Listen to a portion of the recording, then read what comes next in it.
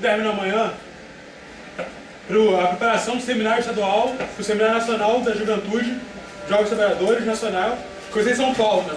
Ficou deliberado para cada estadual fazer uma etapa. Nossa etapa vai começar hoje com a mesa de abertura sobre o neoliberalismo, precarização do emprego, sindicalismo e juventude, crise e perspectiva. O trabalho dos Jovens Trabalhadores, Núcleo Eliseu Alves, que representa, não começou hoje. As etapas preparatórias vêm ocorrendo em torno desse ano, do ano passado, desse ano também, com o intuito de tentar dar uma organização efetiva para os trabalhadores precarizados, que nós temos como prioridade para a organização para esse ano e para a organização, né, para a JC como um todo. Então, para dar início aos trabalhos, eu gostaria de chamar para a mesa o camarada do Comitê Central, Irã Rueda. Uma salva de palmas, pessoal.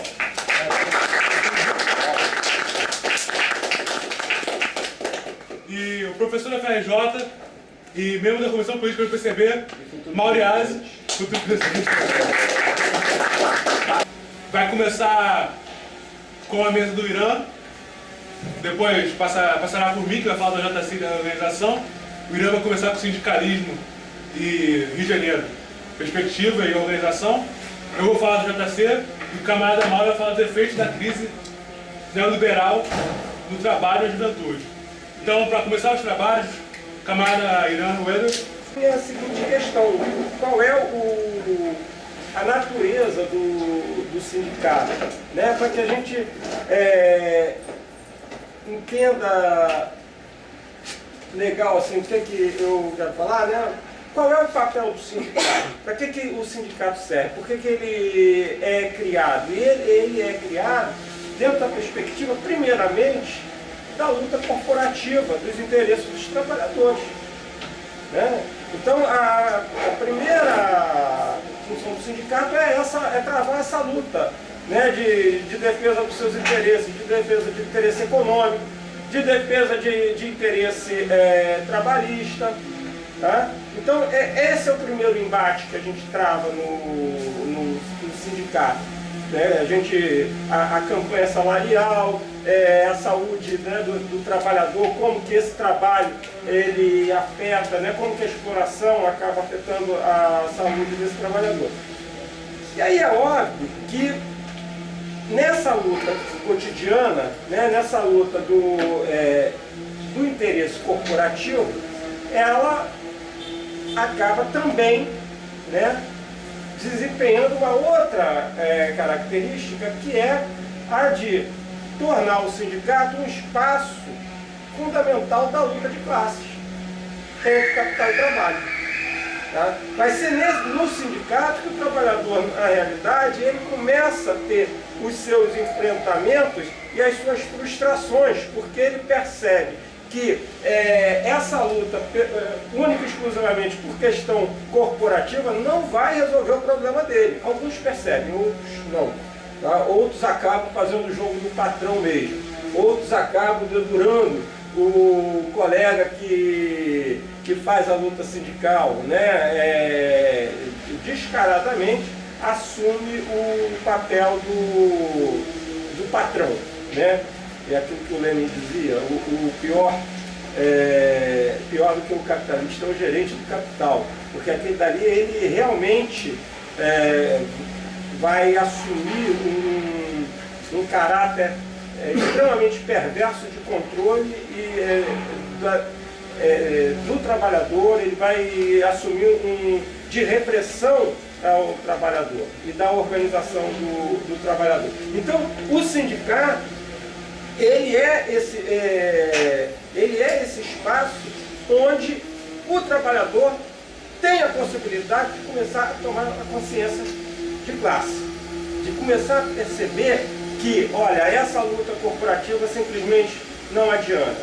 Ela é importante como fator de mobilização, ela é importante dentro de uma perspectiva de algumas reformas, mas ela, para a criação de uma sociedade sob a perspectiva do trabalhador, o sindicato, ele, na sua luta corporativa, ela não é satisfatória. E aí, lembrando mais uma vez o Lenin, né, que ele dizia que o sindicato é uma escola, justamente por essa característica, mas é uma escola que não tem nem professor e nem aluno. É uma escola em que tanto as lideranças quanto as bases vão construindo a sua luta também no cotidiano e vão se conscientizando da complexidade cada vez maior dessas relações sociais do regime do capital. Tá? E aí é importante a gente perceber o seguinte, se o sindicato é uma escola, se a natureza do sindicato, no seu primeiro enfrentamento, é em relação à questão corporativa, tá? Mas é também um espaço onde se desenvolve a luta de classes, é interessante que a gente perceba como que esse sindicalismo se desenvolve no Brasil. Tá? Ele se desenvolve no Brasil inicialmente e principalmente, tá? Não era o único, porque você tinha o viés católico, você tinha o viés socialista, mas o mais combativo no final dos anos do século XIX e início do século XX era, sem sombra de dúvida, o sindicalismo anarquista. Tá?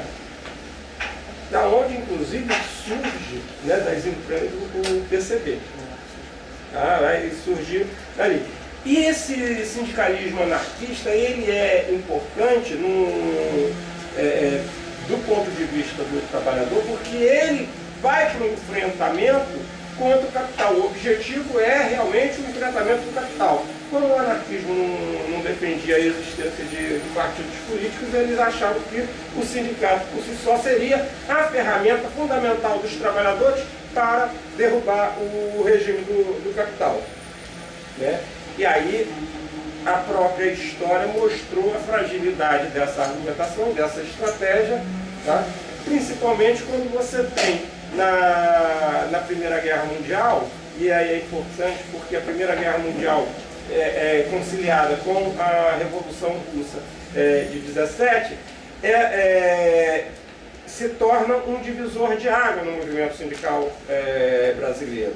Por quê? Porque você tem, primeiramente, um crescimento do setor industrial, por consequência, um crescimento de duas grandes cidades dentro do aspecto industrial, que é Rio de Janeiro e São Paulo, onde você vai ter as grandes greves operárias em São Paulo, né, em 17, 18 e tal. Então você tem ali um enfrentamento. E por que é um divisor de águas também? Porque quando ocorre a Revolução Russa, e até chegar, as notícias aqui, porque naquela época demorava um pouco, né, e não só demorava chegar a notícia da primeira Revolução socialista, da primeira Revolução dos trabalhadores, numa perspectiva científica de uma organização de uma nova sociedade, portanto, de um novo Estado. Né? Mesmo quando as notícias chegam aqui, elas chegam truncadas. Se hoje elas continuam truncadas para a gente, imagina naquela época. Tá? Naquela época eram muito mais truncadas. Então, as notícias do que estava acontecendo na Rússia levam um pouco para, como se diz hoje, para cair a ficha de parte desses sindicalistas e perceber o seguinte: olha só, essa estratégia do sindicato como a ferramenta fundamental para liquidar o regime do capital, né, ela acho que tem uma experiência diferente aí. E é essa experiência diferente que vai, né, no início dos anos 20, dar origem ao PCB. Mas o PCB não surge simplesmente dessas lutas sindicais. Né? Havia um clima de questionamento de uma ordem social brasileira que passava principalmente por Rio e São Paulo, e só lembrando, até a Primeira Guerra Mundial, a principal geograficamente falando, tá? A principal região industrial do país é o Rio de Janeiro.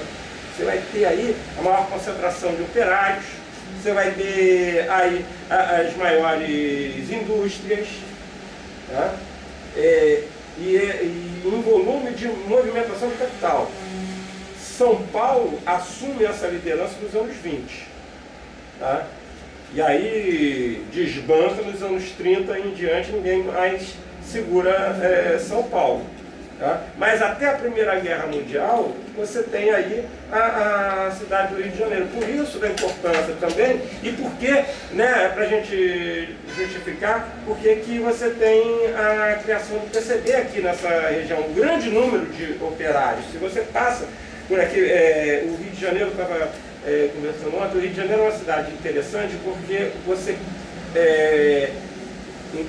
você pode pegar nela qualquer período da história do Brasil, você encontra resquícios em termos arquitetônicos.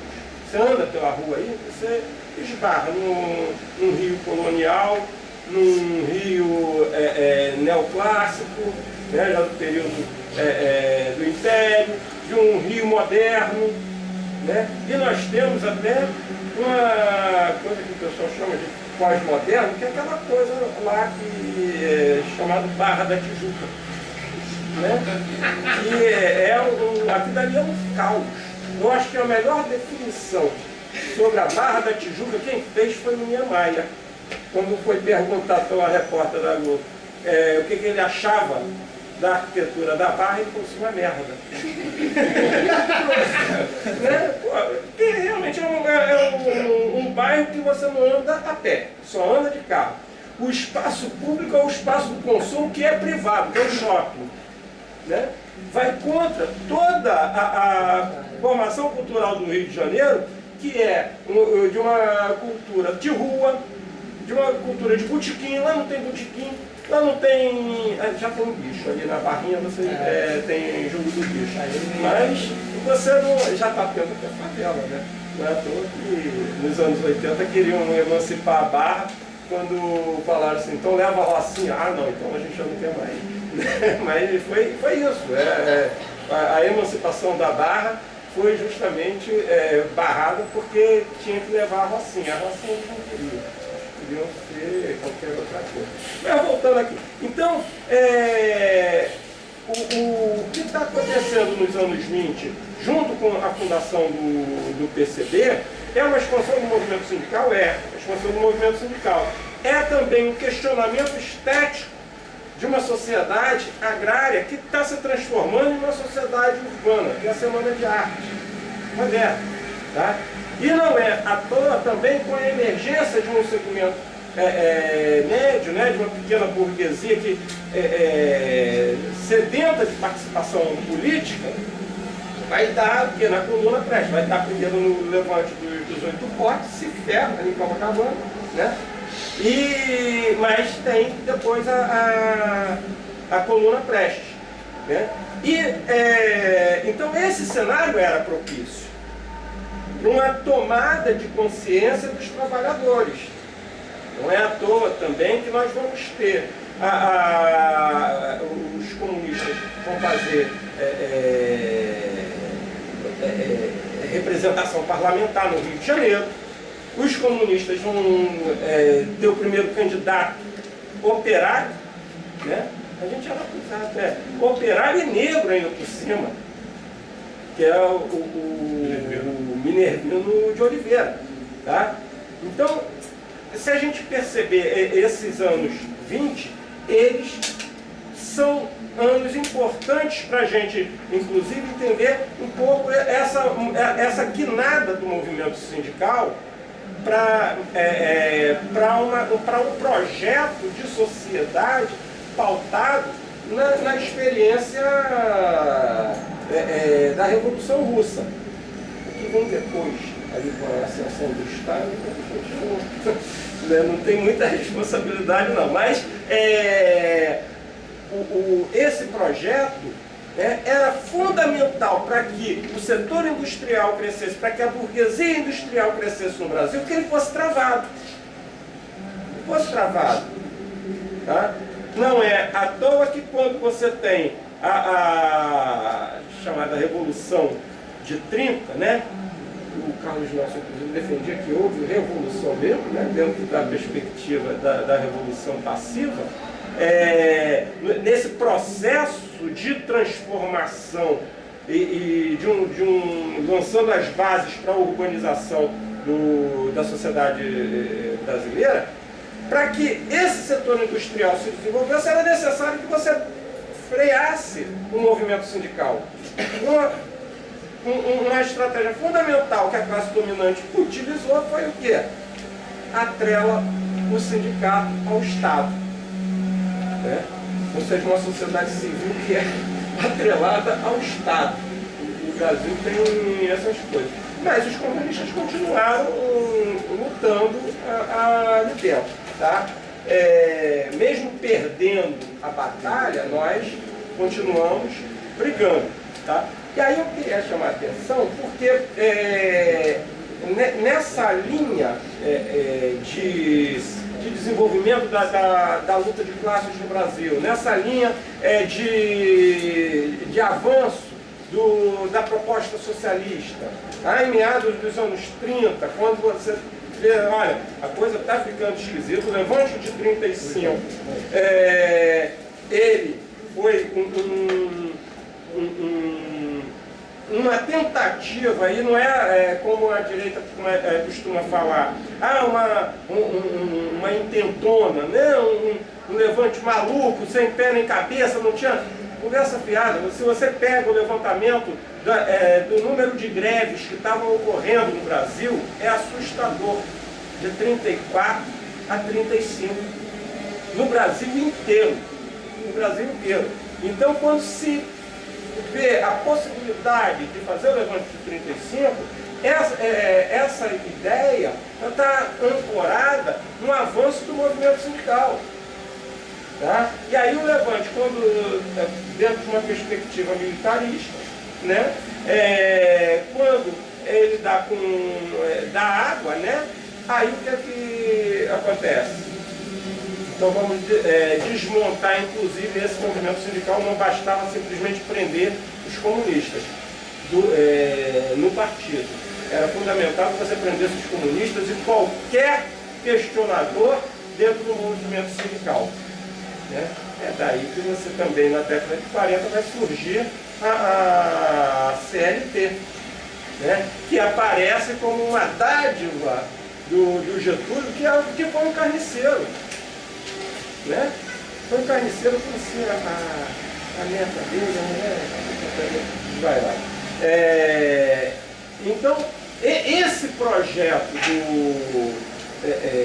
da esquerda, ele é barrado a todo instante. O Estado é utilizado sim para frear esse projeto.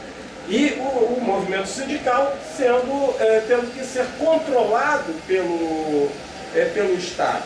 Era fundamental para que você pudesse ter, né, para alguns, a substituição de importação, ou para outros, um processo de expansão do setor industrial, e, portanto, uma revolução burguesa dentro de um outro feitio, um feitio de acomodação de forças e de interesses, né, de um transformismo, mas que os trabalhadores eles tinham que ser ferrenhamente controlados.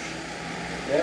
Entretanto, o fim da Segunda Guerra Mundial, ou seja, os anos 40 em diante, lançam uma outra questão dentro do regime do capital. Lança o quê? Lança, primeiro, uma mudança de eixo dinâmico do capitalismo da Europa para os Estados Unidos, tá? E lança uma outra questão, que é a seguinte: dentro da perspectiva fordista, o ingresso dos trabalhadores na vida política legal, né? Acompanhado do quê? Acompanhado do processo de urbanização que você tem. Inclusive, a cidade do Rio de Janeiro é fortemente afetada dentro dessa perspectiva. O presidente Vargas aberta aí. Nos anos 50 você vai discutir o quê? A abertura da Avenida Brasil.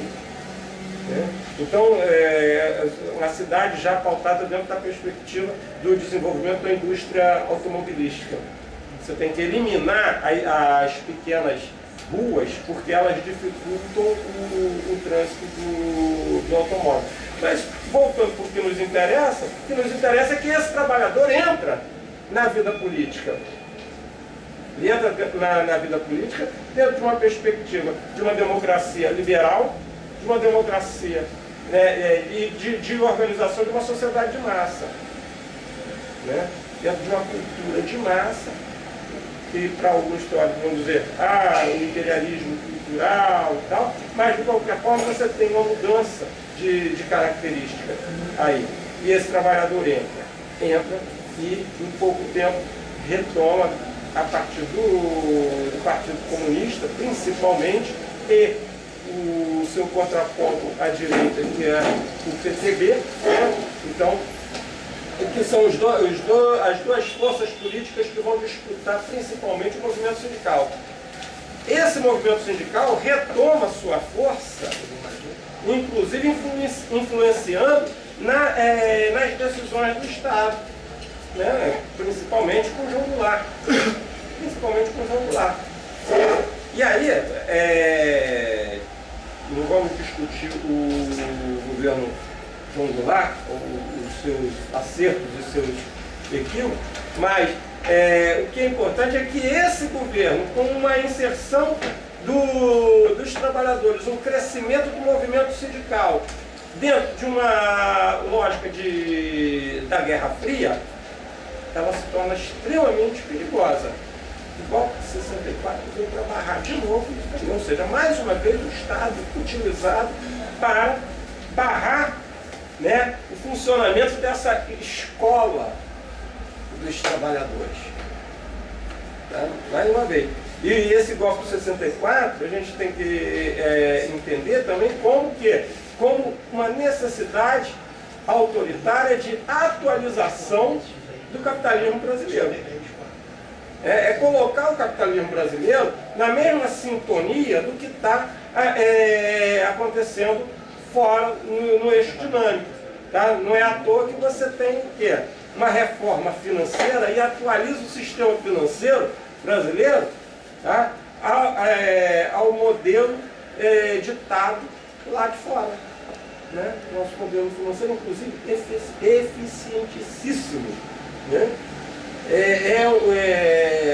Durante, aqui só eu e o Mauro pegamos a época da inflação, tá? A rapidez com que funcionava a compensação de cheques no Brasil era invejável, porque nós colocamos para funcionar a tecnologia no sistema financeiro, quando aqui nos Estados Unidos levavam 5 dias, um cheque aqui era em 24 horas, que era compensado. Dado a necessidade em função da alta inflação. E esse baque no movimento sindical, tá, leva, né, e também ao movimento político de uma forma geral, levou alguns para a luta armada, outros para a luta institucional, e levou o PCB desenvolver uma tese de que era fundamental para que você fizesse avançar a perspectiva da revolução no Brasil, tá, você ganhar o quê? Os movimentos de base. Você ganhar o movimento sindical. Você tem que estar dentro do movimento sindical. Os comunistas tinham que estar dentro do movimento sindical. Não é à toa que quando você começa a retomar o movimento sindical nos anos 70, o PCB ganha uma série de sindicatos importantes. Não vai ganhar onde? Não vai ganhar lá no ABC. Porque ali no ABC tem um outro projeto que eles chamam de novo sindicalismo. Eu não sei se era tão novo assim, né? Mas esse novo sindicalismo que vai ser o contraponto ao modelo de sindicalismo que o PCB defendia, que os comunistas defendiam. E por que isso era importante? Era importante porque esse novo sindicalismo vinha com uma tese muito interessante, que era o seguinte, era a necessidade, né, eles defendiam, melhor falando, né, eles defendiam a pluralidade sindical. E ainda defende, a CUT ainda defende isso, o pluralismo sindical. Isso daí, se você perde o sindicato, você cria outro. Bagunça nós não vamos fazer enfrentamento. Lembrando só que até os anos 80, o PT era um partido combativo e um partido que discutia a luta de classe. A sua estratégia de luta era dentro de uma perspectiva de luta de classe. Eu acho que, inclusive, eles estavam mais corretos do que a gente nos anos 80. Né? Enquanto nós fomos para uma linha meio revisionista, né? E essa galera que dominava o Comitê Central deu no que deu lá do PPS. Então, o que até os anos 80, você tem uma discussão, não só no Brasil, mas você tem uma discussão no mundo, tá? Que passava pela discussão de projetos nacionais, que passava pela discussão de projetos de sociedade. A passagem dos anos 80 para os anos 90, tá? Essa discussão é vencida, vencida dentro de uma série de circunstâncias. A queda do Muro de Berlim, o desmantelamento da União Soviética, tá? Então, e entra em cena o que? Entra em cena, ao invés de você discutir projeto nacional, ao invés de você discutir projeto de sociedade, você vai discutir mercado. Tá? E aí a discussão do mercado entra numa discussão, né, de que...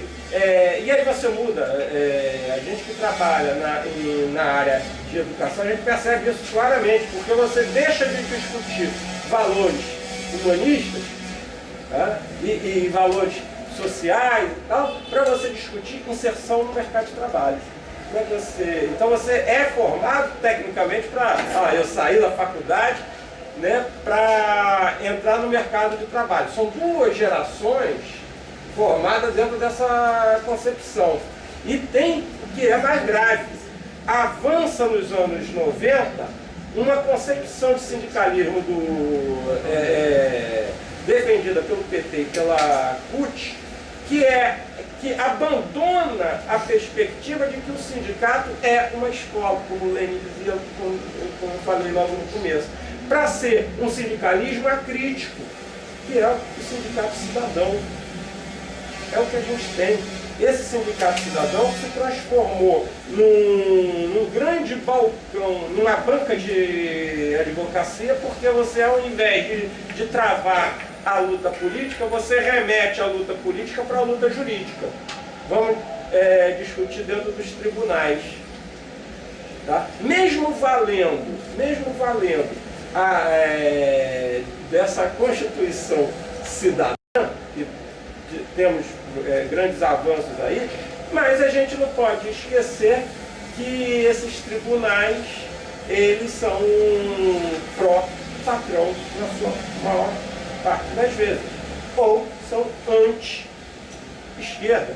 Eu lembro da Salete Macalós, que é uma juíza do trabalho, né, federal, e ela... Calma, pai. Não, foi a Salete, ela, na tese dela de doutoramento, ela defendia que os juízes mais reacionários são os juízes que vêm de baixo. São os juízes que fizeram a sua revolução ao se tornarem juízes. Esses são os mais conservadores. Está aí Joaquim Barbosa, que não nos deixa mentir, a prova de que a tese dela, a hipótese dela era corretíssima. Né?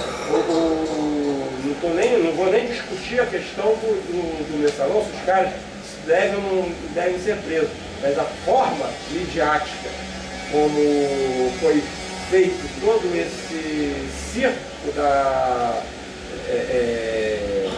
do julgamento dos caras, né, que leva o Jânio de Freitas a escrever um artigo muito interessante. Você viu o artigo do Jânio? Que coloca, que questiona, né, ali vários erros. Então, esse sindicalismo acrítico ele não está sozinho. Esse sindicalismo acrítico faz parte de uma conjuntura totalmente acrítica, que é defendida pelo grande aparelho, acho que hoje, né, que a gente pode dizer, grande aparelho privado de hegemonia, é privado mesmo, porque é a mídia no Brasil, né? A maior parte da população se informa e se forma pelo que a mídia fala, não é pela escola. A própria escola se submetendo à lógica midiática, as próprias religiões se submetendo à lógica midiática, né? E aí, só para encerrar, né, lembrando o que o Milton Santos uma vez chamou a atenção. Nós vivemos hoje numa conjuntura em que você não tem o setor midiático, o setor industrial e o setor do agronegócio. Isso está tudo misturado, tá? Essa divisão, hoje em dia, ela é muito difícil de você fazer. E a mídia é porta-voz desses conglomerados econômicos, porque ela é parte desses conglomerados econômicos, ela não está fora desses conglomerados econômicos. Então não existe mídia vendida.